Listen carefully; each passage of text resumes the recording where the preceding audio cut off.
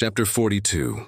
One other short call in Harley Street, in which Eleanor received her brother's congratulations on their traveling so far towards Barton, without any expense, and on Colonel Brandon's being to follow them to Cleveland in a day or two, completed the intercourse of the brother and sisters in town, and a faint invitation from Fanny to come to Norland whenever it should happen to be in their way, which of all things was the most unlikely to occur, with a more warm though less public assurance, from John to Eleanor, of the promptitude with which he should come to see her at Delaford, was all that foretold any meeting in the country. It amused her to observe that all her friends seemed determined to send her to Delaford, a place in which, of all others, she would now least choose to visit or wish to reside, for not only was it considered as her future home by her brother and Mrs. Jennings, but even Lucy, when they parted, gave her a pressing invitation to visit her there. Very early in April, and tolerably early in the day, the two parties from Hanover Square and Berkeley Street set out from their respective homes to meet by appointment on the road. For the convenience of Charlotte and her child, they were to be more than 2 days on their journey, and Mr. Palmer, traveling more expeditiously with Colonel Brandon, was to join them at Cleveland soon after their arrival. Marianne, few as had been her hours of comfort in London, and eager as she had long been to quit it, could not, when it came to the point, bid adieu to the house in which she had for the last time enjoyed those hopes and that confidence in Willoughby, which were now extinguished forever, without great pain, nor could she leave the place in which Willoughby remained, busy in new engagements and new schemes, in which she could have no share without shedding many tears. Eleanor's satisfaction, at the moment of removal, was more positive. She had no such object for her lingering thoughts to fix on. She left no creature behind, from whom it would give her a moment's regret to be divided forever. She was pleased to be free herself from the persecution of Lucy's friendship. She was grateful for bringing her sister away unseen by Willoughby since his marriage, and she looked forward with hope to what a few months of tranquility at Barton might do towards restoring Marianne's peace of mind and confirming her own. Their journey was safely performed. The second day brought them into the cherished or the prohibited county of Somerset, for as such was it dwelt on by turns in Marianne's imagination, and in the forenoon of the third they drove up to Cleveland. Cleveland was a spacious, modern-built house, situated on a sloping lawn. It had no park, but the pleasure grounds were tolerably extensive, and, like every other place of the same degree of importance, it had its open shrubbery and closer wood walk. A road of smooth gravel, winding round a plantation, led to the front. The lawn was dotted over with timber. The house itself was under the guardianship of the fir, the mountain ash, and the acacia, and a thick screen of them all together, interspersed with tall Lombardy poplars, shut out the offices. Marianne entered the house with a heart swelling with emotion from the consciousness of being only 80 miles from Barton, and not 30 from Combe Magna, and before she had been 5 minutes within its walls, while the others were busily helping Charlotte to show her child to the housekeeper. She quitted it again, stealing away through the winding shrubberies, now just beginning to be in beauty, to gain a distant eminence, where from its Grecian temple her eye, wandering over a wide tract of country to the southeast, could fondly rest on the farthest ridge of hills in the horizon, and fancy that from their summits Combe Magna might be seen. In such moments of precious, of invaluable misery, she rejoiced in tears of agony to be at Cleveland, and as she returned by a different circuit to the house, feeling all the happy privilege of country liberty, of wandering from place to place in free and luxurious solitude, she resolved to spend almost every hour of every day, while she remained with the Palmers, in the indulgence of such solitary rambles. She returned just in time to join the others, as they quitted the house on an excursion through its more immediate premises, and the rest of the morning was easily whiled away in lounging round the kitchen garden, examining the bloom upon its walls, and listening to the gardener's lamentations upon blights, in dawdling through the greenhouse where the loss of her favorite plants, unwarily exposed and nipped by the lingering frost, raised the lauder of Charlotte, and in visiting her poultry yard where, in the disappointed hopes of her dairymaid, by hens forsaking their nests or being stolen by a fox, or in the rapid decease of a promising young brood, she found fresh sources of merriment.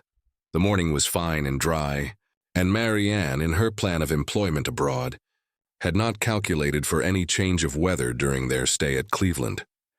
With great surprise, therefore, did she find herself prevented, by a settled rain, from going out again after dinner. She had depended on a twilight walk to the Grecian temple, and perhaps all over the grounds, and an evening merely cold or damp would not have deterred her from it. But a heavy and settled rain, even she could not fancy dry or pleasant weather for walking. Their party was small, and the hours passed quietly away.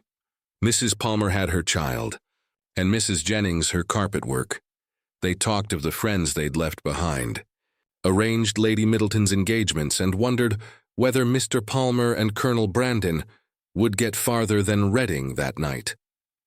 Eleanor, however little concerned in it, joined in their discourse, and Marianne, who had the knack of finding her way in every house to the library, however it might be avoided by the family in general, soon procured herself a book.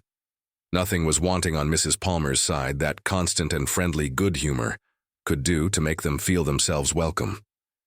The openness and heartiness of her manner more than atoned for that want of recollection and elegance, which made her often deficient in the forms of politeness. Her kindness, recommended by so pretty a face, was engaging. Her folly, though evident, was not disgusting because it was not conceited, and Eleanor could have forgiven everything but her laugh. The two gentlemen arrived the next day to a very late dinner, affording a pleasant enlargement of the party, and a very welcome variety to their conversation, which a long morning of the same continued rain had reduced very low. Eleanor had seen so little of Mr. Palmer, and in that little had seen so much variety in his address to her sister and herself, that she knew not what to expect to find him in his own family. She found him, however, perfectly the gentleman in his behavior to all his visitors, and only occasionally rude to his wife and her mother.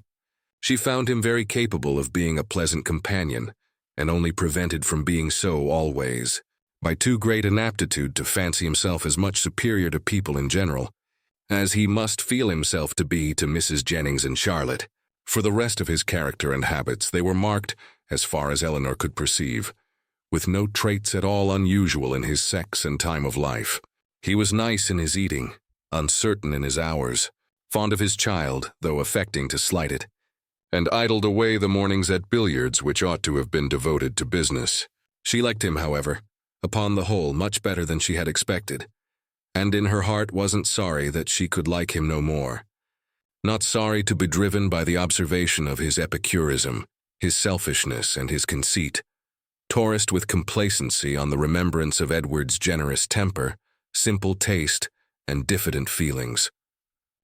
Of Edward, or at least of some of his concerns, she now received intelligence from Colonel Brandon, who had been into Dorsetshire lately, and who, treating her at once as the disinterested friend of Mr. Ferrars, and the kind confidant of himself, talked to her a great deal of the parsonage at Delaford, described its deficiencies, and told her what he meant to do himself towards removing them.